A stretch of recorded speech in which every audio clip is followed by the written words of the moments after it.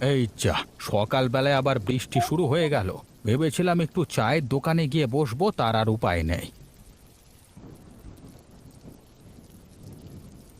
এই শুনছো, বলি বৃষ্টিতে তো আর হাটে যেতে পারবে না, তা একটু চা করে দেবো? তাও গিন্নি, গুড় দিয়ে গরম গরম চা করে নিয়ে এসো তো। আর ঘরে খাবার দাবার কি আছে বলো তো? চিংড়ি মাছ দিয়ে চপ খেতে ইচ্ছে করছে খুব।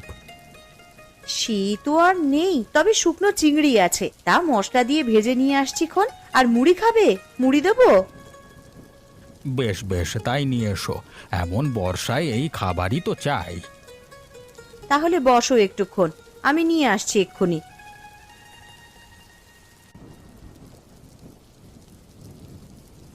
বাবু ঘরে আছেন দেখছি। আমি ভাবলাম আহারতে চলে গেছেন। আর না, হে বৃষ্টির জন্য যেতে পারলাম না। তা তুই গিয়ে দোকান খুলে বস, আমি যাব বৃষ্টিটা ধরলে। তবে এই দিনে তো তেমন ক্রেতা আসবে বলে মনে হচ্ছে না। সেই জন্য তো এখনো যাইনি। ভেবেছিলাম বৃষ্টিটা ধরলে বের হব। আর আর একটা চিঠি ছিল আপনার, কালকে রাতে পোস্টমাস্টার দোকানে এসে দিয়ে গেল। কার চিঠি? দে তো দেখি।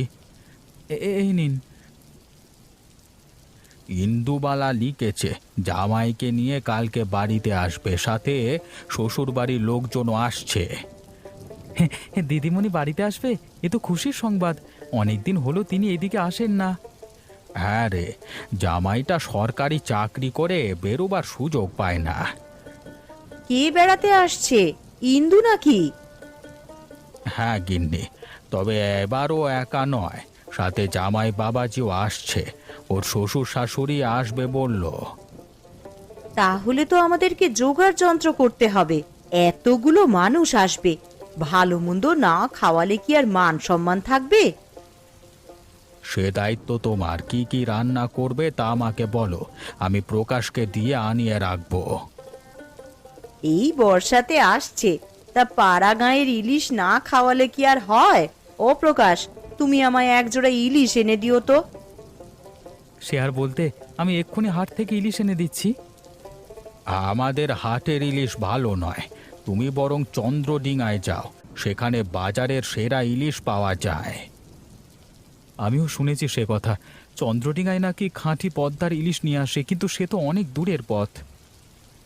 দূর হলেও সেখানেই যাও প্রকাশ, একেবারে বাজারে সেরা ইলিশ মাছটা নিয়ে এসো। এতদিন পর মেয়ে জামাই আসছে, তাদের পাতে ভালো কিছু দিতে না পারলে শান্তি পাবো না। ঠিক আছে গিন্নিমা, আপনি যখন বলছেন আমি